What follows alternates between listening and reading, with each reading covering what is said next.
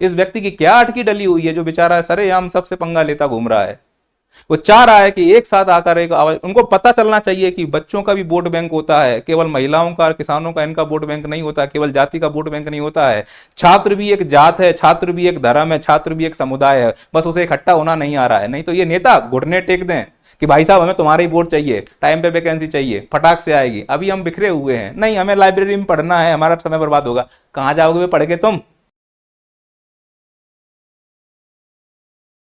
अगर आप सच्चे देशभक्त हो तो तिरंगा खरीद लीजिए, 15 अगस्त को काम आएगा। लेकिन केवल अगर आप अंधभक्त हो तो बर्नौल खरीद लो, मेरे इस वीडियो के तुरंत बाद काम आएगा। बाद में मत कहना कि दर्द होता है तो बैठ जाते हैं, बैठते हैं तो दर्द होता है, क्योंकि आज का ये वीडियो बिना बर्नौल के तुम पचा नहीं पाओगे। जो मैं आज सच्चाई बोलूंगा ना, अंदर से जल के खाक हो जाओगे। और सच्चाई ये है कि आज इस अमृत काल में हम लोगों ने रसिया सुनने वाले ट्रक ड्राइवरों को कथा मंत्री बनाकर रखा है, तो देश के हालात क्या होंगे?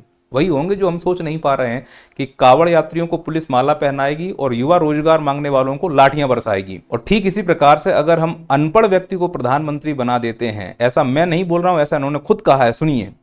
कि मैं बहुत ज़्यादा पढ़ा लिखा नहीं हूँ, बहुत मेरे पास वो सौभाग्य नहीं था कि मुझे कोई ज़्यादा ज्ञान अर्जित कर सकूं। तो जो खुद अनपढ़ है उसे पढ़ाई का महत्व तो नहीं मालूम होगा, तो उसके शासनकाल में क्या होगा? या तो स्कूल बंद होंगे या फिर स्कूल गिर जाएंगे, जैसा कि राजस्थान के झालावाड़ में हुआ। और राजस्थान के झालावाड़ के इस जर्जर स्कूल की छत फर्जी देशभक्ति और कागजी ईमानदारी का वजन नहीं उठा पाई।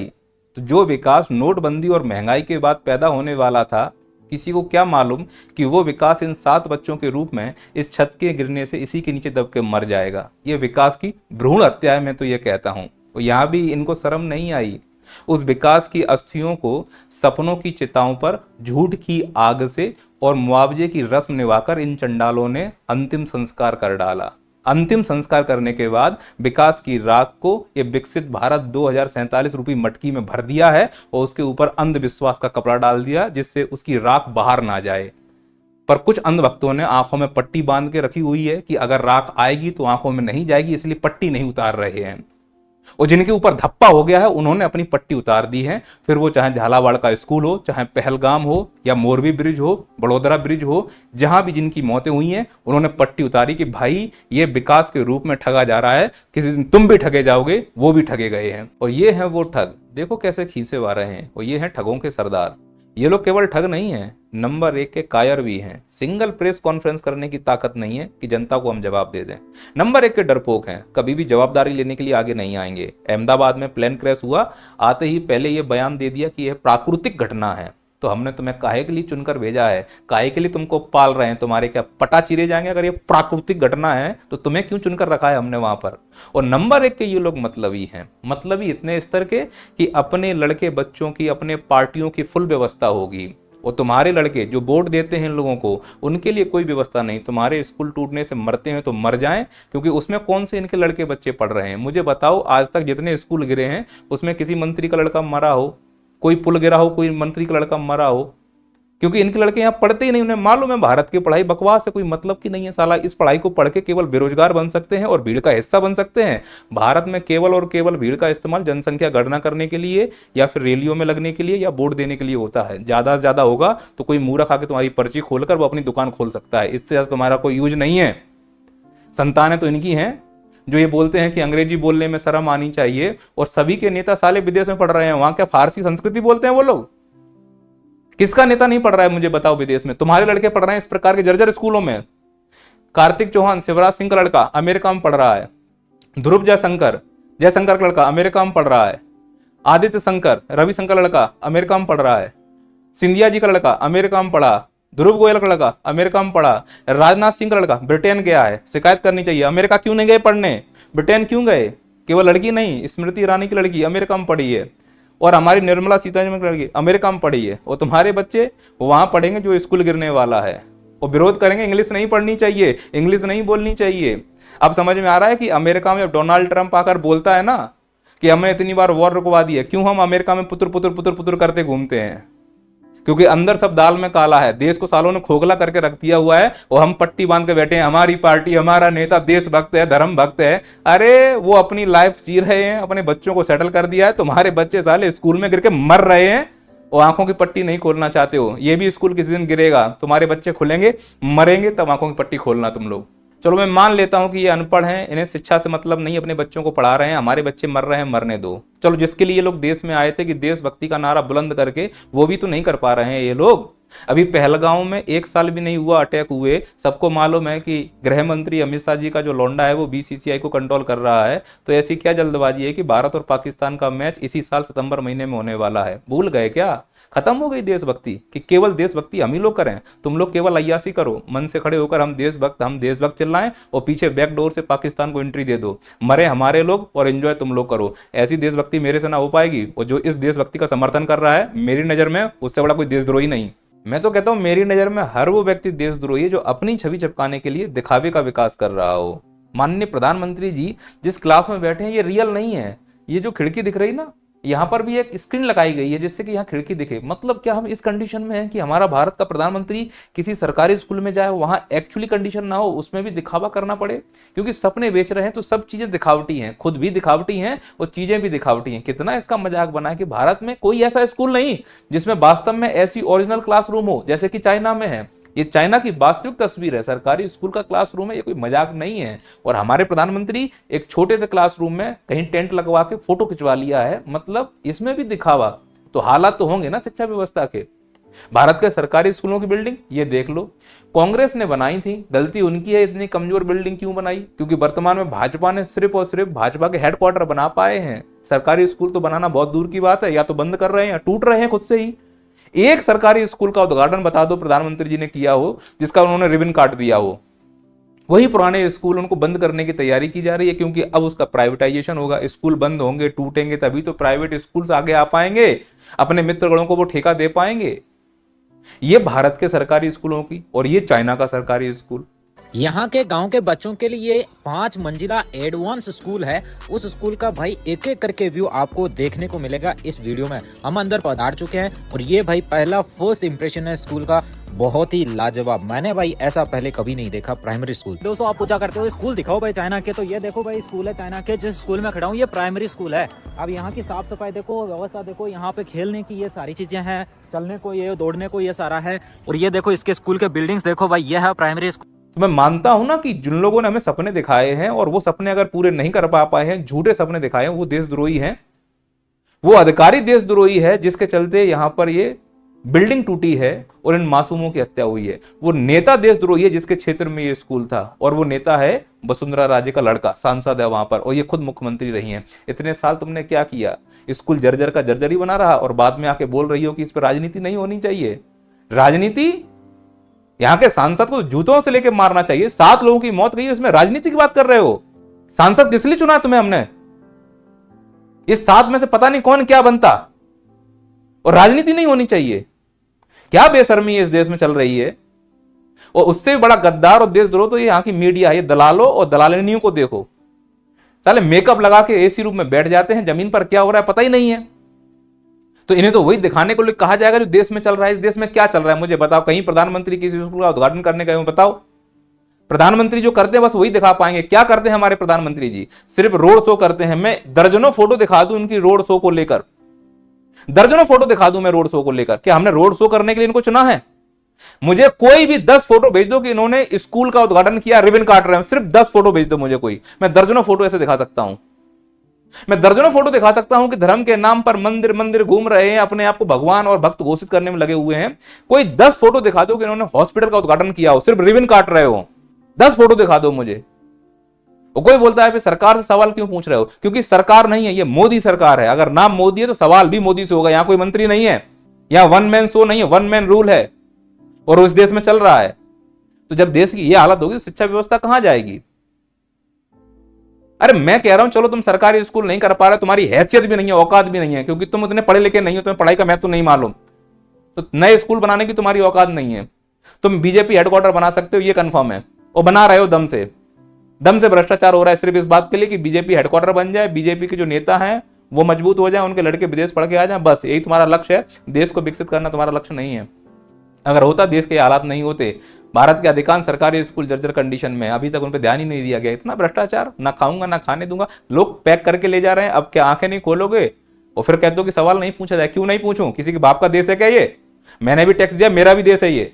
इसीलिए मैं सभी युवाओं से कहता हूं, किसी को अपना माई बाप मत बनाओ। निश्चित कर लो, ये तय कर लो कि अगर कोई देश से झूठे सपने दिखाएगा, देश के साथ झूठ बोलेगा, उसको देशद्रोही का तमगा दे दिया जाएगा। ना खाएंगे ना खाने देंगे। इनकी नाक के नीचे लोग पैक करके ले जा रहे हैं। कांग्रेस की सरकार में कितने घोटाले हुए, कितने की फाइल क्लियर हो गई, कितने को जेल हो गई, कितने को फांसी हो गई, कुछ कर पाए? नहीं। ना खाएंगे ना खाने देंगे।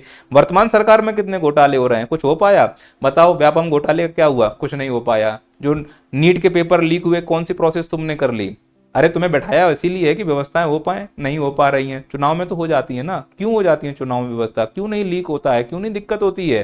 क्योंकि सब साले गिद्दी की तरह मार लपटे होते हो, कहीं 2 वोट इधर उधर ना हो जाए। तुम्हारा करियर है, चाहे पक्ष में बैठे हो या विपक्ष में बैठे हो। और बच्चों का करियर नहीं है। उनके लिए ना तो आवाज उठाने की क्षमता होती है, ना कुछ। खुद का पेमेंट बढ़वाना होता है तो आ जाते हो, खुद के वोट गिरवाने होते हैं तो आ जाते हो, खुद की बात होती है तो आ जाते हो। और जब बच्चों की बात होती हो, चाहे पक्ष में हो विपक्ष में हो, मौका देख के आओगे फिर। और थूक के चाटने वाले नेता इस देश में बहुत हो चुके हैं। कठपुतली नेता होते हैं ना, जैसे मध्य प्रदेश के सीएम मोहन यादव जी।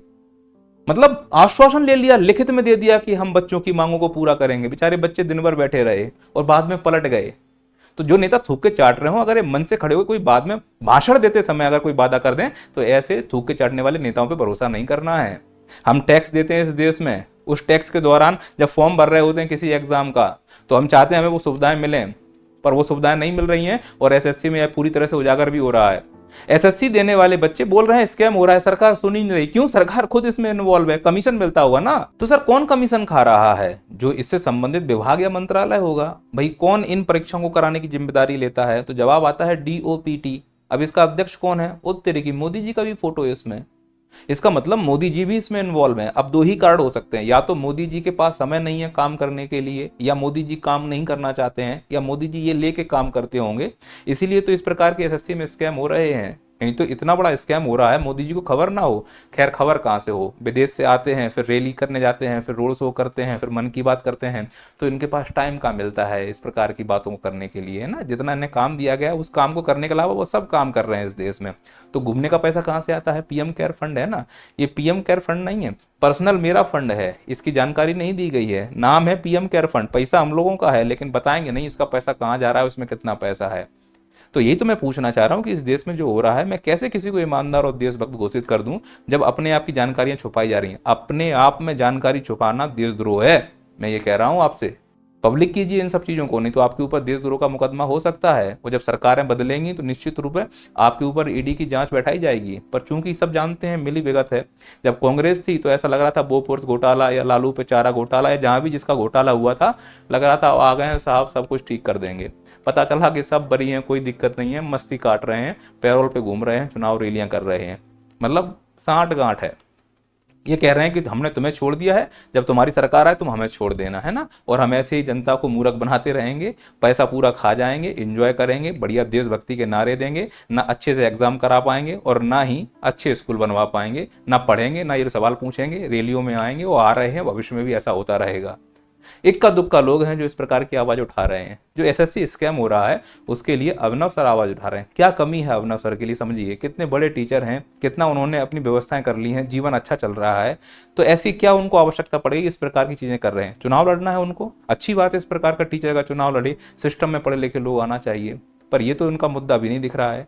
वो बातें हंसी मजाक में बोल दे और भविष्य में लड़ते हैं, तो मैं तो समर्थन करता हूं। तो एक टीचर जो उस मुकाम पर पहुंच चुका है, वो बच्चों के लिए सरेआम सरकार से भिड़ रहा है, और ऐसी कंडीशन में सरकार उनका कुछ भी कर सकती है, तो बच्चे उनका समर्थन करेंगे कि नहीं करेंगे? करना चाहिए। मैं नैया पार के इस मंच से स्पष्ट रूप से अभिनव सर का समर्थन करता हूं, और वो जो बोल रहे हैं वो 100% सही है।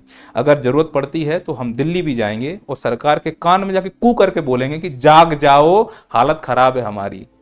तुम देश ऐसे मत चलाओ कि ये वाला हमारा आदमी, हम इसको ठेका दे दें। जो एसएससी एग्जाम कराने का ठेका है वो टीसीएस के पास था, पैसा है, व्यवस्थाएं हैं, वो वहां से हटा के एडुकेटी को दे दिया गया। कौन है ये एडुकेटी वाला? निश्चित रूप से देख लेना, किसी मंत्री से सांठगांठ करने वाला होगा। साले साथ में बैठ के पौवा पीते होंगे। उन्होंने कहा कि ज्यादा हो गई भाई साहब, क्या करना है? बोले ठेका तुम्हारा। बोले बच्चों क्या है? बोले बाहर में जाने दो बच्चों को। कौन से बच्चे? किसके बच्चे? अपने बच्चे विदेश में है, बस इनके बच्चों को मरने दो। एग्जाम हॉल गए, सेंटर कैंसिल। इंदौर का लड़का अंडमान निकोबार, अंडमान का जम्मू कश्मीर। कौन सी ऐसी व्यवस्था कर रहे हो? कौन सी ऐसी व्यवस्था कर रहे हो कि तुम्हें केवल जनता को परेशान करना आता है? बिहार में चुनाव करा दो, परेशान कर दो, सेंटर फलानी जगह डाल दो, परेशान कर दो, एग्जाम कैंसिल कर दो, परेशान कर दो, लाठियां चार्ज कर दो, परेशान कर दो, एग्जाम ले लो, वैकेंसी मत दो, परेशान कर दो, एग्जाम ले लो, पेपर लीक करा दो, परेशान कर दो। अरे परेशान करने के लिए सरकार चुनी है कि आराम करने के लिए चुनी हुई है? सरकार चुनी गई, उसमें सिर्फ उनके बच्चों को आराम है। बच्चों को अगर मंदिर जाना है तो बिना लाइन लगाए वीआईपी दर्शन कर लेंगे, और कोई रोकेगा तो ठोक पीट देंगे, क्योंकि वो नेता के लड़के हैं। आम जनता भगदड़ में जाके मर जाएगी, वो मर रहे हैं मंदिरों में जाकर। माँ बाप मंदिर में मर रहे हैं इसलिए कि लड़के की नौकरी लग जाए, लड़का रोड पर मर रहा है इसलिए कि माँ बाप की इच्छा पूरी हो जाएगी। दोनों कुट रहे हैं और दोनों जाके फिर उन्हीं को वोट देते हैं जो भ्रष्ट बैठे हुए हैं। और फिर ऐसा कोई शिक्षक आके आवाज उठाता है तो क्या होगा इनका, बताओ मुझे।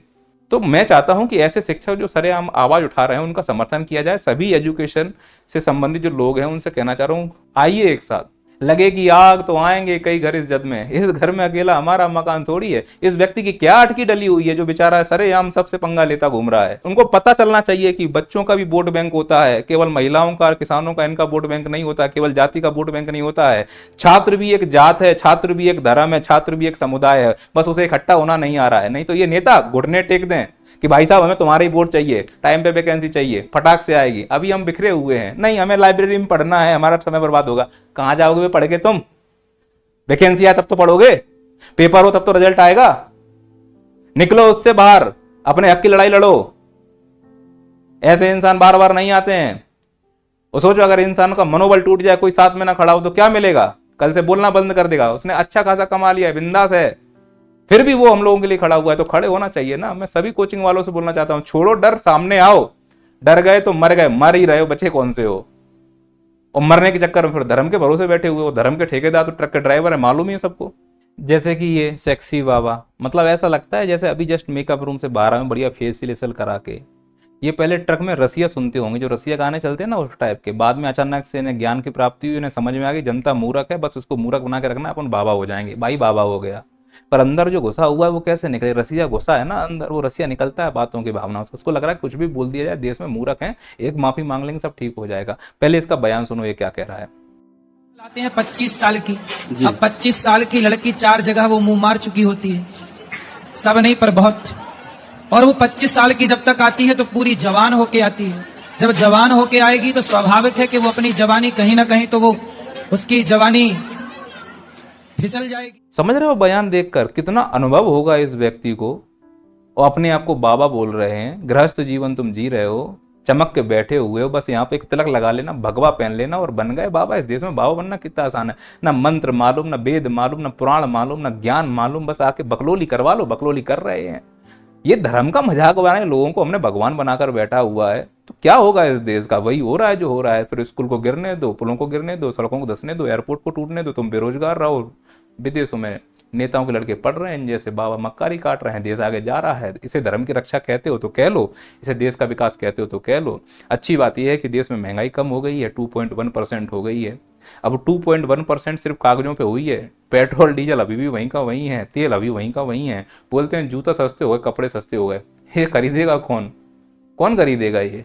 तो अच्छी बात है, महंगाई कम हो गई है, मैं समर्थन करता हूँ इस चीज के लिए। खैर, मिलते हैं अगले वीडियो में, तब तक के लिए जय हिंद, जय भारत।